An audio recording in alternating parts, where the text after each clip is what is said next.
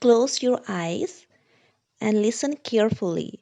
Try to understand the accent of the audio. Your test has been started. Test 2. You will hear a number of different recordings and you will have to answer questions on what you hear. There will be time for you to read the instructions and questions, and you will have a chance to check your work. All the recordings will be played once only. The test is in 4 sections. At the end of the test, you will be given 10 minutes to transfer your answers to an answer sheet. Now turn to section 1.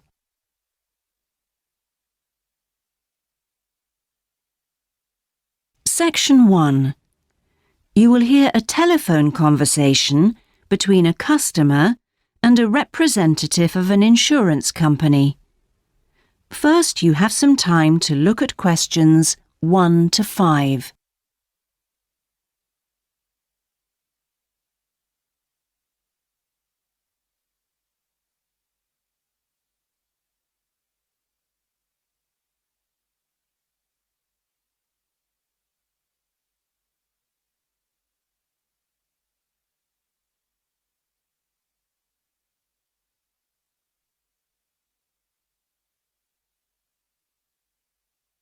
You will see that there is an example that has been done for you. On this occasion only, the conversation relating to this will be played first.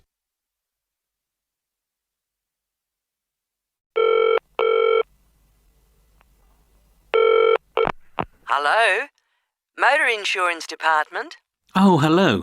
I'd like to ask about insurance for my car. Yes, of course. I'll just take a few details. What's your name? Patrick Jones. The customer's name is Patrick Jones, so Patrick Jones has been written in the space. Now we shall begin. You should answer the questions as you listen, because you will not hear the recording a second time. Listen carefully and answer questions 1 to 5.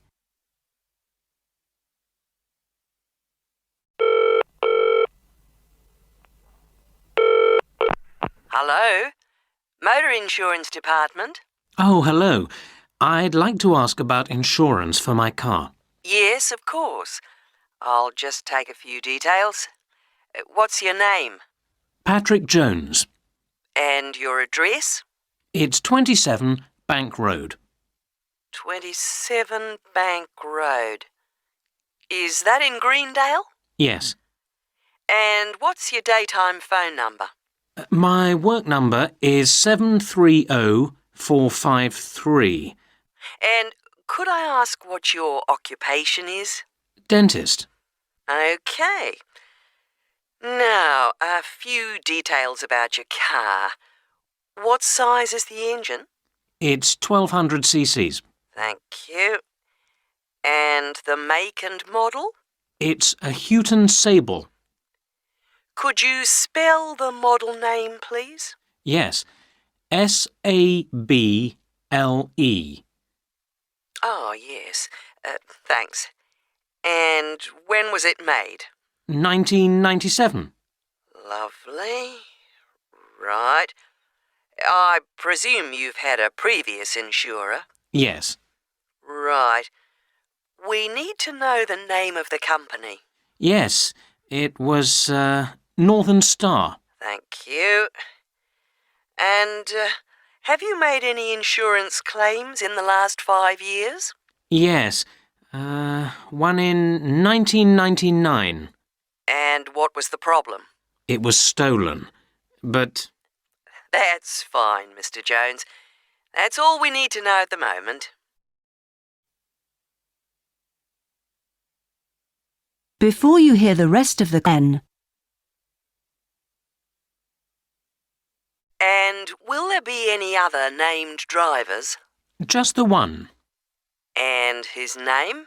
Simon Painter. Could you spell the surname, please? Payner.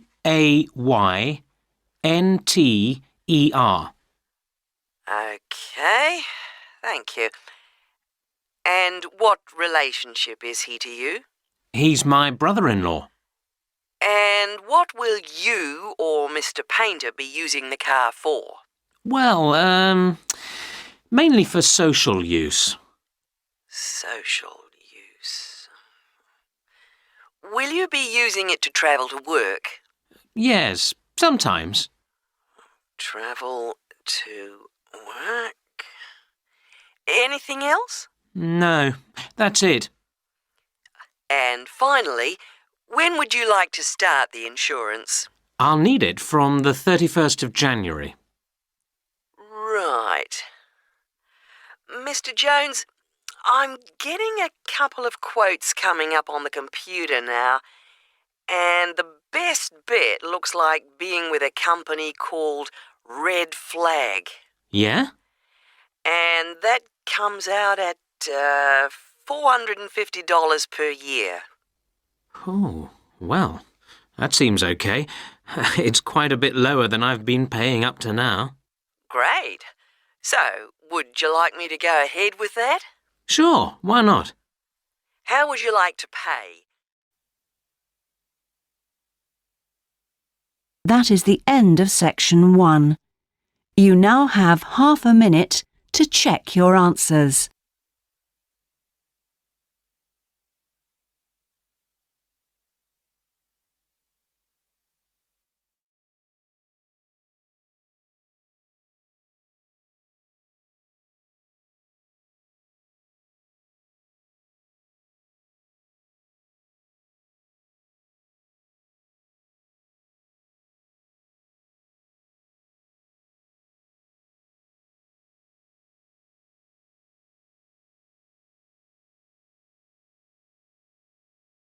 Section 2.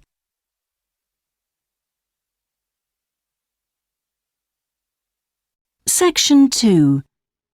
You will hear a recorded message giving tourists travel information in a large city. First, you have some time to look at questions 11 to 18.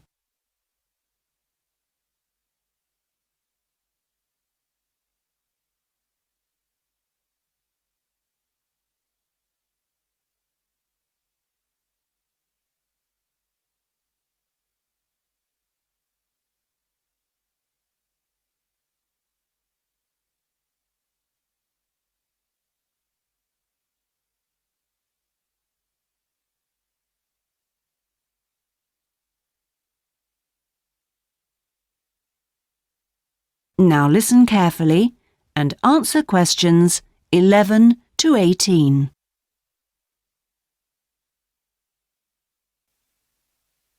Thank you for calling the tourist line. There are many different ways of getting round the city, and we'd like to suggest some you may not have thought of. How about a city trip by boat? There are 4 main stopping points. From west to east, stop A, Greenbanks, stop B, City Bridge, stop C, Roman Landing, and stop D, Newtown. You can find the main booking office at stop A. The first boat leaves at 8 a.m. and the last one at 6:30 p.m. There are also many attractions you can visit along the river. At stop A, if you have time, you can visit the fine 16th century palace here, built for the king, with its beautiful formal gardens. It's very near the booking office. Now you can enjoy every corner of this superb residence. Stop B. Why don't you visit Tower Restaurant with its wide range of refreshments? This is a place where you can sit and enjoy the wonderful views over the old commercial and banking centre of the city.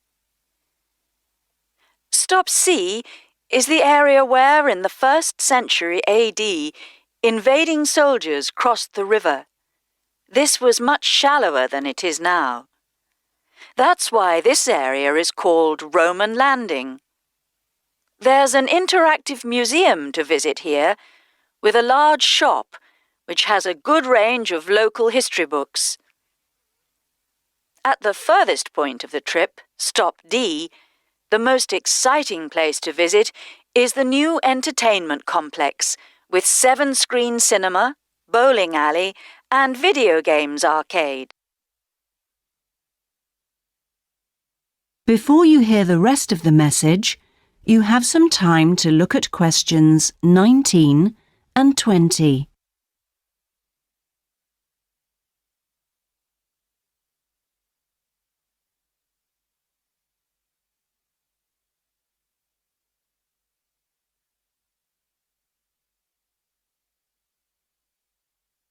Now listen and answer questions 19 and 20. Besides the boat tours, there are city buses. 2 companies offer special services. The top bus company runs all its tours with a live commentary in English. Tours leave from 8:30 a.m. every 20 minutes. There are departures from Central Station, Castle Hill, and Long Walk. This is a hop-on, hop-off service, and tickets are valid for 24 hours. For further details, call Top Bus on 0208 944 7810. The number 1 sightseeing tour is available with a commentary in 8 languages. Buses depart from Central Station every 5 to 6 minutes from about 9 a.m., with the last bus at around 7 p.m.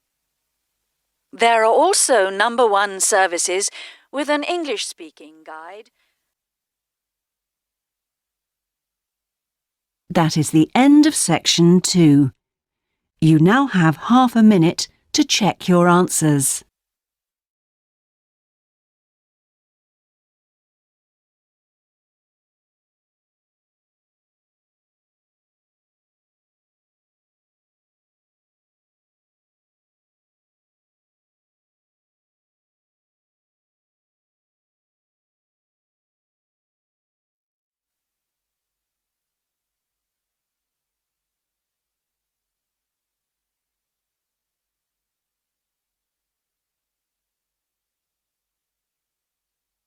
Now turn to section 3.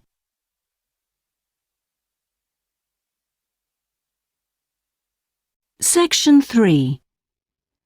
You will hear a seminar with Dr. Martin Merriweather of the Antarctic Centre in Christchurch, New Zealand.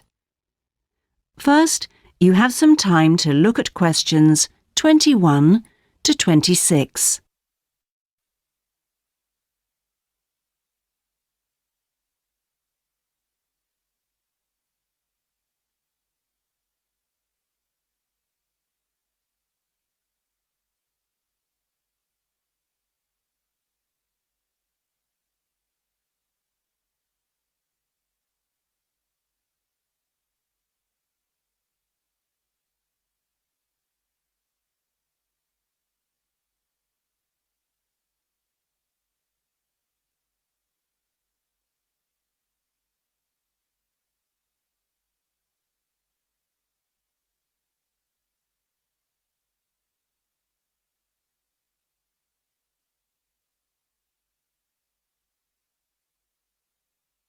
Now listen carefully and answer questions 21 to 26.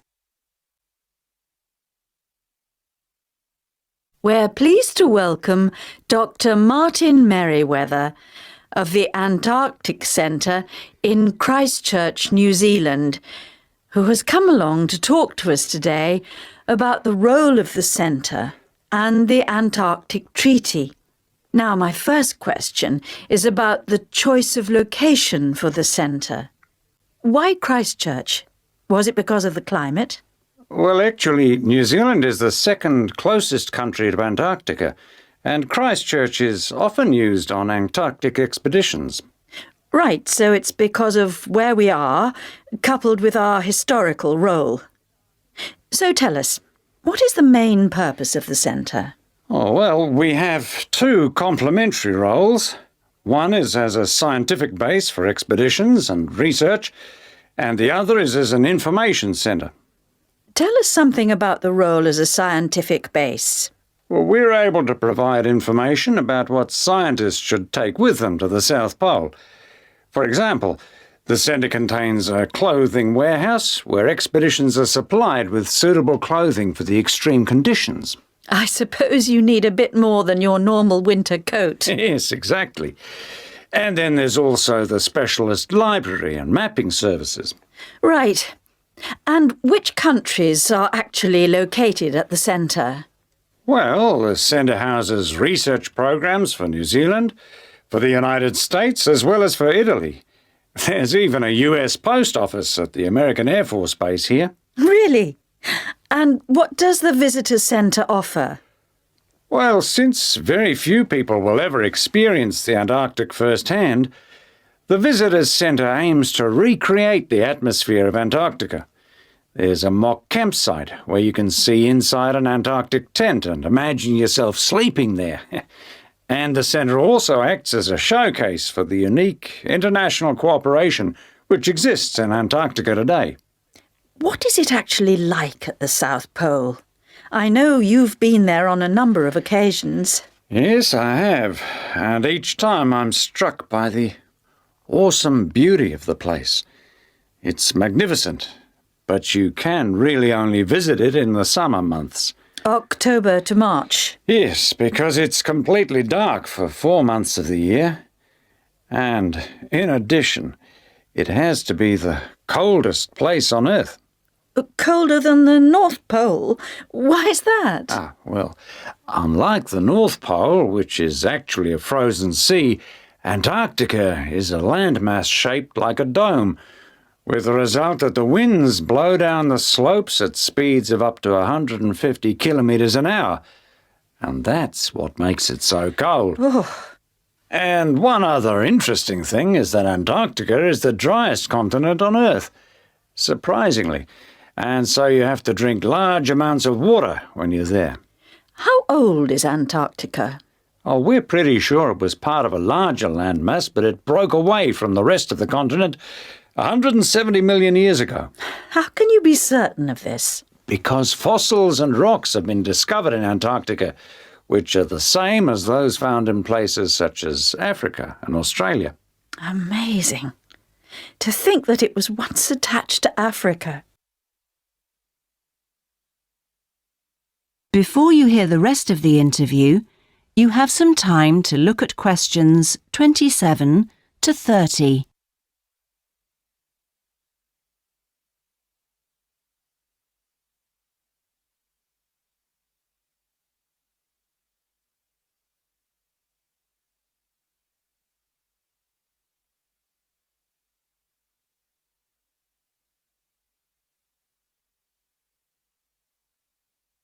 Now listen and answer questions 27 to 30. Now, let's just have a look at the Antarctic Treaty. How far back does the idea of an international treaty go? Well, as far back as the 19th century, when 11 nations organised an international event. When was that exactly? In 1870. And it was called the Polar Research Meeting. And then, not long after that, they organised something called the First International Polar Year. And that took place when exactly? Over 2 years, from 1882 to 1883. But it wasn't until the 1950s that the idea of an international treaty was proposed. And in 1959, the treaty was actually signed. What do you see as the main achievements of the treaty? Well, firstly, it means that the continent is reserved for peaceful use.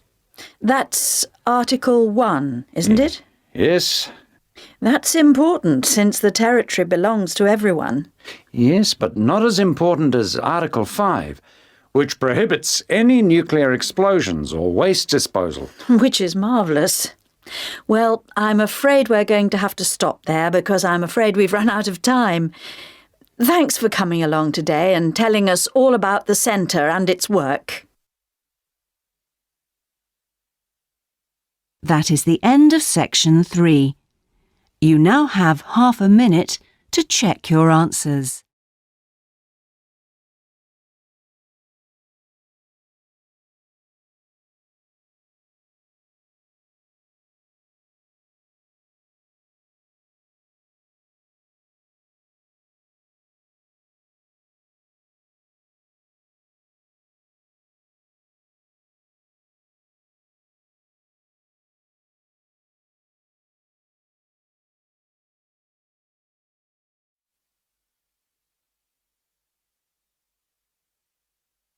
Now turn to section 4.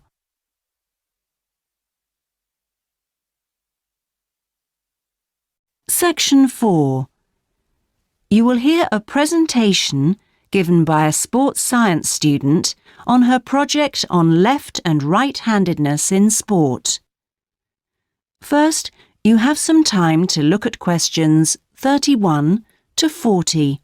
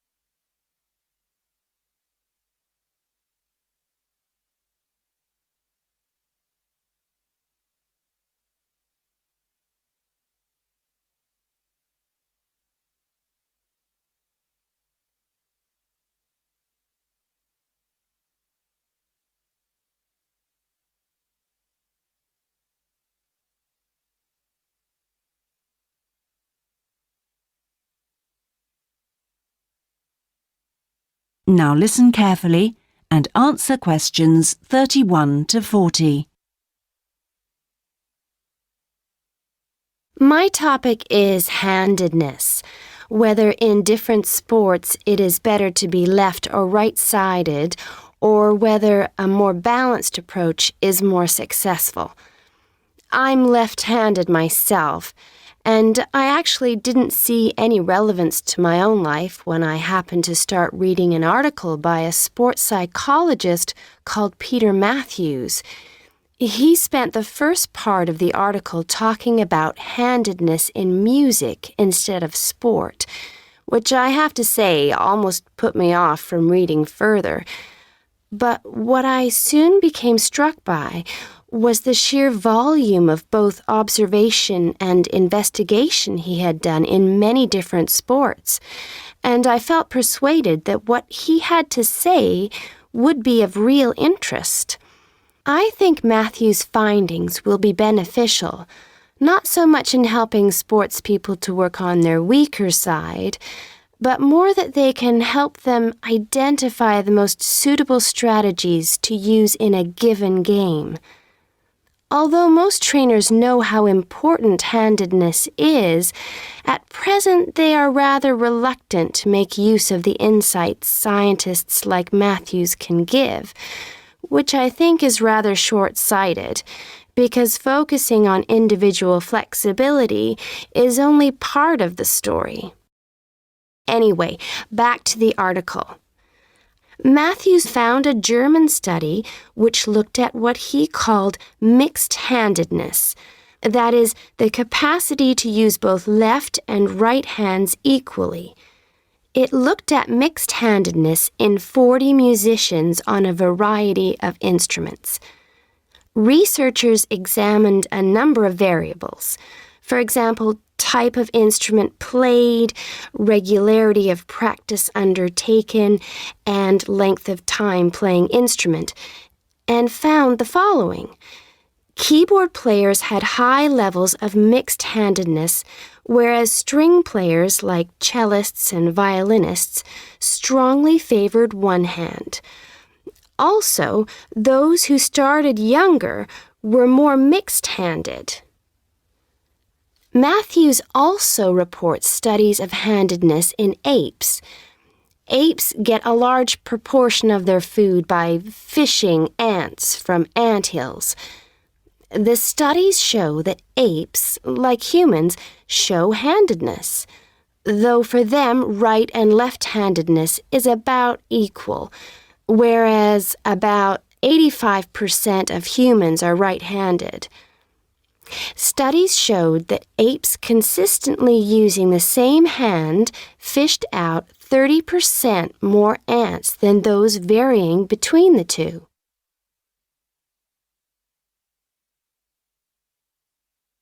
Matthews started researching several different sports and found different types of handedness in each. By the way, he uses handedness to refer to the dominant side for feet and eyes as well as hands. Anyway, his team measured the hand, feet, and eyes of 2,611 players and found that there were really three main types of laterality. Mixed, you work equally well on both sides, both hand and eye. Single, you tend to favor one side, but both hand and eye favor the same side. And cross-laterality, a player's hands and eyes favor only one side, but they are opposite sides. Let's start with hockey. Matthews found that it was best to be mixed-handed. This is because a hockey stick must be deployed in two directions. It would be a drawback to have hand or eye favoring one side. An interesting finding is that mixed-handed hockey players were significantly more confident than their single-handed counterparts. Things are slightly different in racket sports like tennis. Here, the important thing is to have the dominant hand and eye on the one side. This means that there is a bigger area of vision on the side where most of the action occurs. If a player is cross-lateral, the racket is invisible from the dominant eye for much of the swing. It means that they can only make corrections much later, and often the damage has been done by then. And moving to a rather different type of sport, which involves large but precise movements, gymnastics. It's been found that cross-hand-eye favoring is best. The predominant reason for this is because it aids balance, which is, of course, absolutely central to performance in this sport. That is the end of section 4. You now have half a minute to check your answers.